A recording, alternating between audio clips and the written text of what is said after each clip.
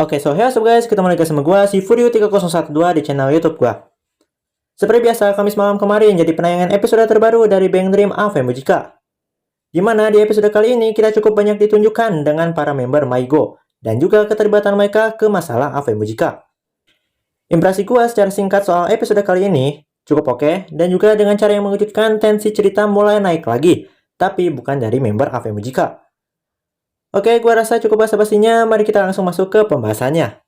Selamat datang di segmen Ngebakmi, ngebahas anime keluaran musim ini. Anime Bang Dream AV Mujika, episode 6.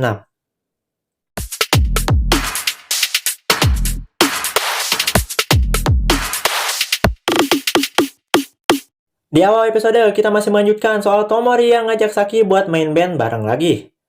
Tomori ini tuh ngajak Saki buat bisa ngelihat Saki tuh bahagia lagi, dan tentunya Saki nangkep maksud Tomori. Di sini Saki bilang ke Tomori soal apa yang berusaha dia lakukan itu cuma hal yang disalahpahami. Jadi Saki bilang, main band itu bikin gue bahagia, dan lu salah paham soal itu. Dan pada akhirnya dia ngusir Tomori sama Anon. Cukup disayangkan pembicaraan antara Tomori dan Saki ini tuh nggak berlangsung lama. Tapi pembicaraan dan adegan singkat ini tuh rasanya udah pas buat ngasih tahu ke kita kalau Saki udah nggak mau denger lagi soal band dan semacamnya.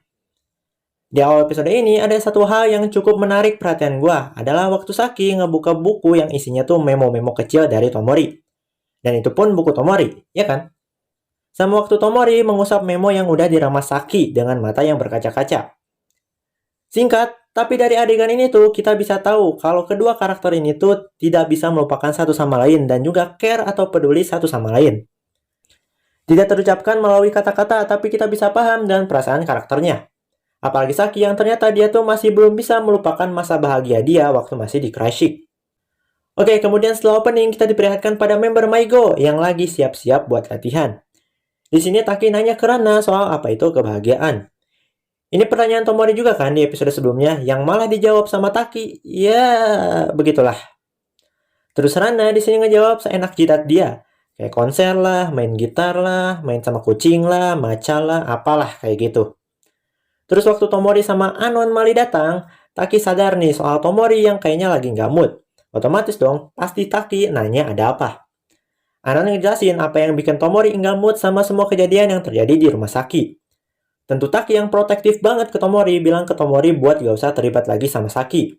Dia bilang kalau dia nggak mau ngeliat Tomori terluka karena ikut campur masalahnya Saki. Kemudian scene beralih ke rumahnya Mutsumi. Dan kita diperlihatkan dengan Mortis yang curhat atau ngedumel soal Mutsumi ke Soyo.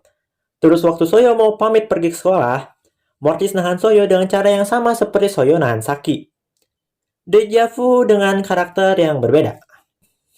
Di sini Mortis memohonlah ke Soyo buat ngebangunin lagi Mutsumi, dan dia cuma bisa ngandelin Soyo saat ini juga. Soyo berusaha nolak, berusaha kabur, tapi Mortis pakai senjatanya, yaitu dia yang berbagi penglihatan dan ingatan sama Mutsumi. Dan dia akhirnya nyinggung soal Crush, yang otomatis Soyo nggak bisa berkutik. Terus kita juga ditunjukin sama Soyo yang dipaksa nginep sama Mortis, dengan Mortis yang terus aja ngedumel. Dia bilang Saki itu jahat lah, egois lah, ya semacamnya lah. Dan juga bilang kalau Mutsumi itu nggak bermaksud menghancurkan band, tapi Saki selalu menghancurkan semuanya. Terus curhat soal event-event yang terjadi di episode 4. Dan bilang alasan dia mau bangunin Mutsumi itu ternyata buat bikin Mutsumi mainin gitarnya. Ternyata perkiraan gue salah. Gue kira Mortis ini tuh mau ngebangunin Mutsumi buat bisa balikin kendali tubuhnya ke Mutsumi lagi. Ternyata enggak. Dan cuman, apa ya, kalau harus gue bilang cuma buat kayak ngambil skillnya Mutsumi dalam bermain gitar lah, kayak gitu.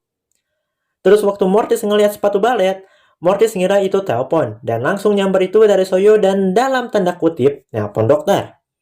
Terus Soyo ngerasa kalau Mortis atau Mutsumi itu memang udah susah buat ditolong dan dia nggak bisa ngelakuin itu sendiri.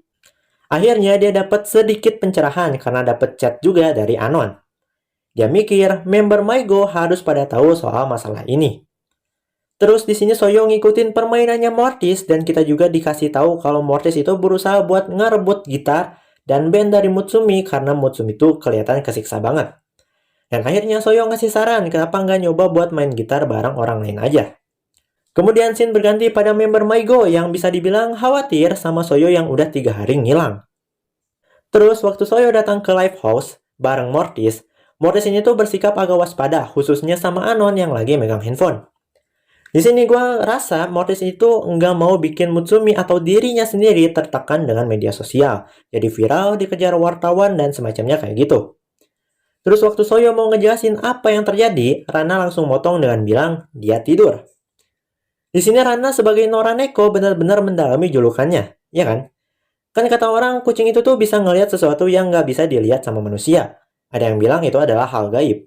Tapi daripada hal gaib, kucing itu memang hewan yang sensitif. Getaran kecil, debu di udara, benda kecil lewat, atau suara kecil sekecil apapun, mereka tuh bisa ngerasain, bisa ngedengar, dan juga bisa ngeliat. Karena dulu kucing gue juga kayak gitu. Oke, balik lagi ke Rana.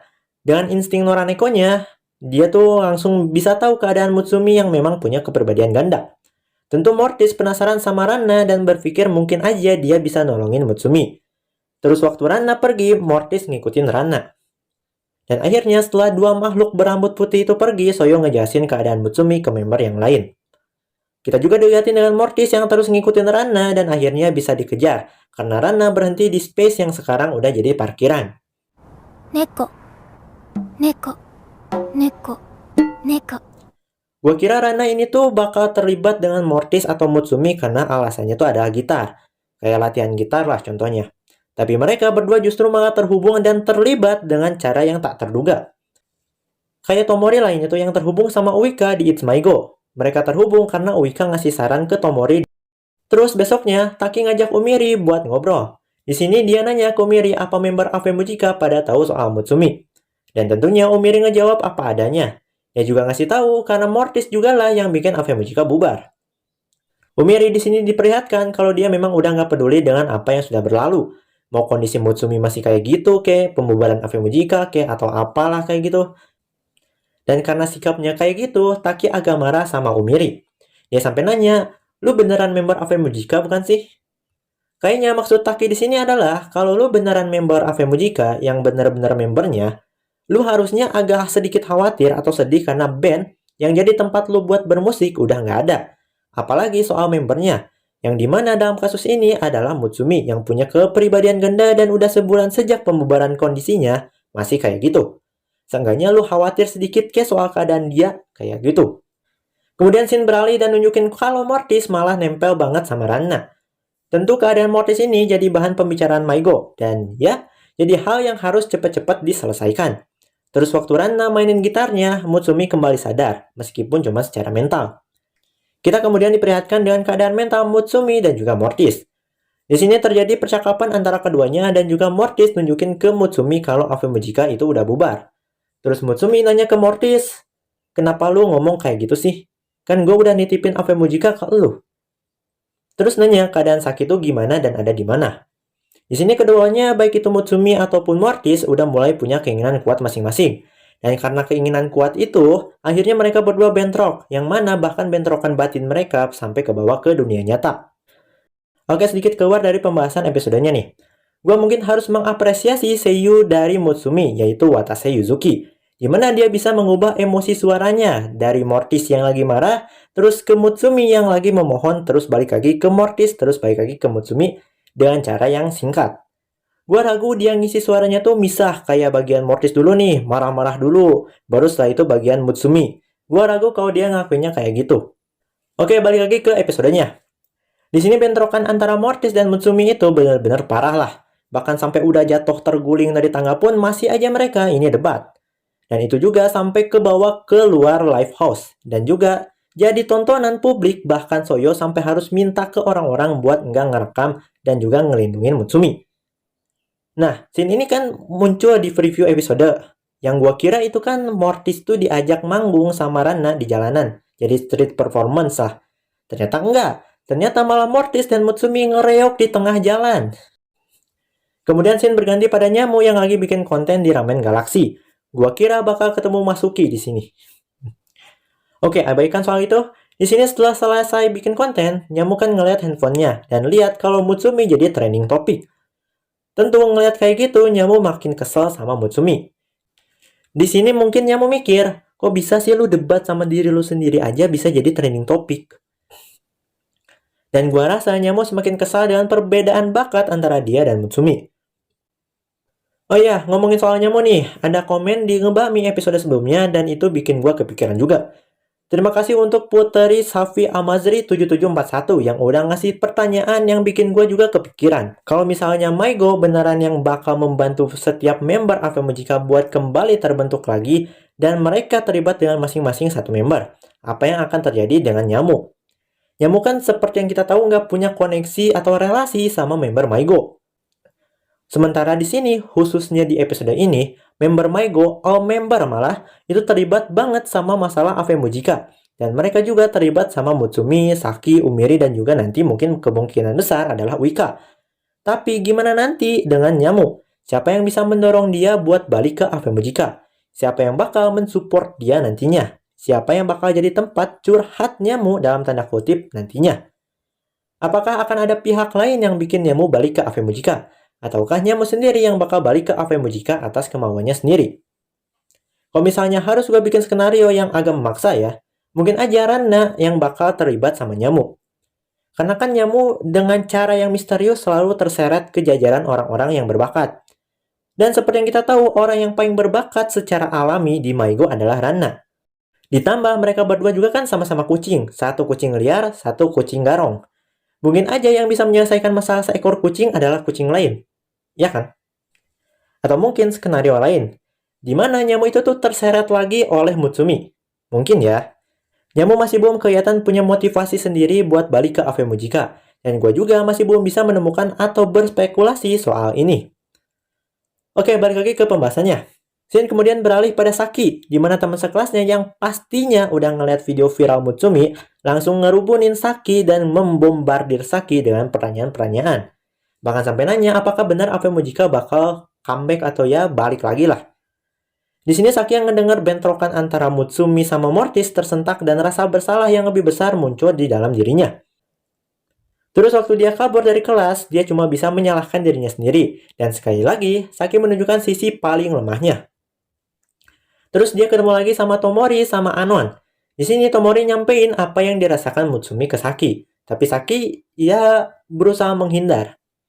Di sini mungkin ada hal yang bikin gua agak greget sedikit. Tomori kan udah tahu Saki ini lagi ada di posisi terendahnya, dan dia pun udah tahu soal itu. Tapi Tomori di sini cuman diem aja, dalam artian aksi ya, bukan dalam kata-kata. Sebenarnya di episode kali ini tuh, lebih tepatnya di scene ini, gua berharap banget Tomori itu tuh ngasih suatu tindakan yang bisa bikin Saki merasa lebih nyaman. Kayak ngasih pelukan mungkin, dan ngasih tahu ke Saki kalau dia siap dengerin keluhan Saki. Tentu ini bukan mengenai hal Yuri ya. Karena seperti yang kita tahu, Saki ini tuh ada karakter atau orang yang bakal selalu memendam semua masalahnya seorang diri.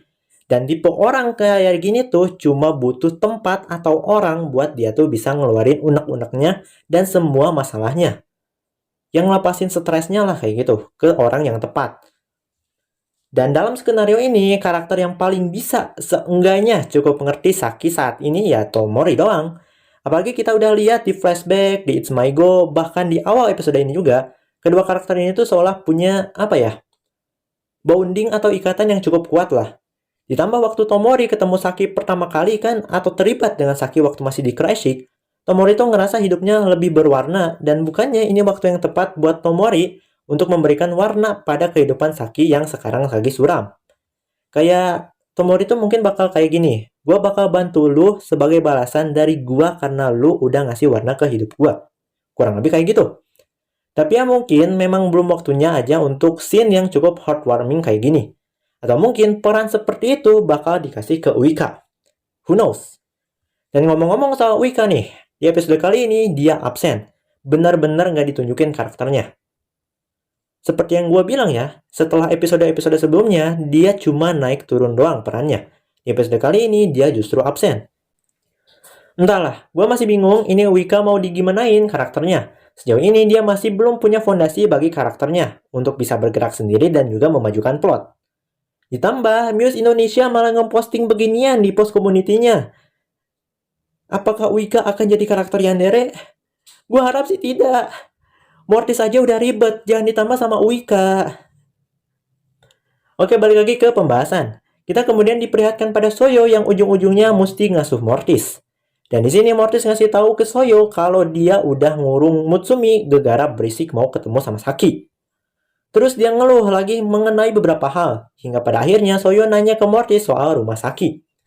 Terus akhirnya Mortis ngasih tahu alamat Saki, atau lebih tepatnya alamat ayahnya Saki. Di sini Mutsumi bisa gue bilang ngintip lah ya. Minta ke Mortis buat berhentiin Soyo, karena Mutsumi tahu kalau Saki nggak mau orang lain tahu kondisinya yang memprihatinkan seperti ini. Tapi di sini juga Mutsumi ataupun Mortis sama-sama nggak tahu kalau Saki udah balik lagi ke rumah mewahnya. Sebenarnya konflik di Ave Mujika ini itu sesimpel miscommunication, miskom doang. Tapi dilengkapi dengan personality karakter-karakternya yang cukup kompleks, apalagi Saki, masalah simpel ini tuh jadi gede dan jadi ya rumit banget lah. Dan kita juga diliatin pada masalah terbesar Mutsumi bukan lagi pada rasa bersalahnya, tapi dirinya sendiri atau alter egonya, yaitu Mortis. Oke, next. Singkatnya, di sini Soyo berhasil ke alamat yang dikasih tahu Mortis. Tentulah, Soyo pasti kaget waktu ngeliat rumahnya. Terus, waktu dia nyampe di depan pintu dengan plat nama Togawa dan ngetuk pintunya, yang nyamperin ternyata bapaknya. Terus dia mikir Soyo adalah Saki, dan seolah berharap kalau Saki ini tuh bakal balik lagi sama dia. Ya seenggaknya ini sedikit menjelaskan mengenai apa yang dirasakan oleh ayahnya Saki waktu ngeliat Saki pergi di episode sebelumnya. Ini mungkin satu hal yang bisa gue katakan soal ayahnya Saki. Ya, dia tuh pecundang. Udah, sesimpel itu aja. Gue yakin kalian tau lah apa maksud gue. Terus waktu Soyo agak panik dan takut juga sih, mutusin buat kabur. Terus dia ingat lagi dong soal kata-katanya Saki di It's My Go. Dan waktu datang buat latihan, Soyo ternyata udah nyelidikin soal ayahnya Saki dan juga kasus yang menjeratnya. Dan ngasih tahu ke member-member My Go. Dan ya, di sini akhirnya para member My Go pada tahu soal keadaan Saki dan alasan dia keluar dari Cryshik.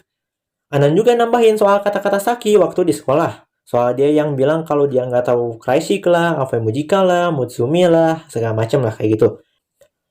Ini tuh ada hubungannya sama nama panggung yang dipakai sama Saki, yaitu Oblivionist, yang sempat gue jelasin juga kan di episode 2 kalau nggak salah. Yang tidak takut akan terlupakan. Dimana Saki tuh pengen banget bisa lupa sama semua hal-hal yang menyakitkan dalam hidupnya. Tapi ironisnya, dia nggak bisa ngelupain semua hal itu. Kayak gitu kurang lebih. Dan episode pun diakhiri dengan Soyo yang sepertinya marah pada Saki. Di preview episode selanjutnya banyak hal yang menarik sih. Kayak Saki yang nangis, kayaknya dia udah bener-bener drop banget. Tak yang setelah sekian tahun akhirnya ketemu lagi sama Saki dan di depan rumahnya Mutsumi. Umiri yang ngegigit bibirnya, yang apakah ini pertanda bahwa Umiri mulai merasakan gejolak batin atau memiliki konfliknya tersendiri. Terus Mortis yang ngelempar buku ke cermin sampai pecah karena marah, yang mana scene ini tuh muncul di trailer. Gua nggak bisa berspekulasi banyak soal scene yang dimunculin di preview episode kali ini, karena setiap kali gua ngasih pendapat atau spekulasi gua, mayoritas salah. Ini tuh udah kayak ngegacha tapi rate off mulu. Jadi ya udahlah, kita tunggu aja nanti. Dan episode selanjutnya akan berjudul Post Nubila Phoebus.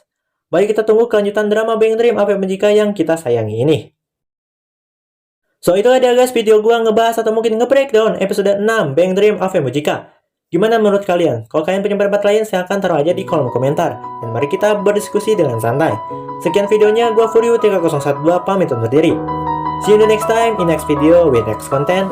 Bye-bye. Birds are born with no shadow.